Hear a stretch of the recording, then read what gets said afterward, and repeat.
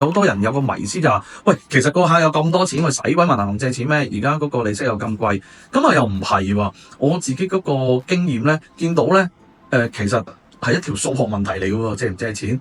佢計個條數，佢用呢個貸款去做呢個生意，而佢嘅回報率係高於佢個貸款額嘅1倍。咁點解要影響自己嘅現金流咧？因為自己嘅現金流咧係攞嚟係突發嘅時候嘅底氣嚟噶嘛。你試下銀行俾1000萬額到你去同人傾生意嘅感覺係有底氣啲啊，還是係你而家揸住1000萬現金？你雖然爭緊銀行1000萬，但係你仲有1000萬現金喺度，你同個客或者係去傾呢個項目嘅底氣，邊一樣嘢嘅底氣大啲啊？嗱，咁梗係揸住現金嗰個底氣大啲啦，啱唔啱？到咗一啲唔係太有錢嘅老闆，即係可能佢物業又唔係好多啊，或者係冇物業啊，佢將所有嘅資金啊就擺晒喺嗰個生意上面去發展，佢哋又反而咧就驚借錢喎。我總結有幾個可能性啦嚇，一個就可能唔識計數啦，唔識咩叫借力打力啦，一個咧就係風險嗰個控制咧就多咗，呢樣嘢就好個人嘅諗法同埋一個好個人嘅認知嚟嘅，佢會覺得唔係咁多生意，或者係生意唔穩定，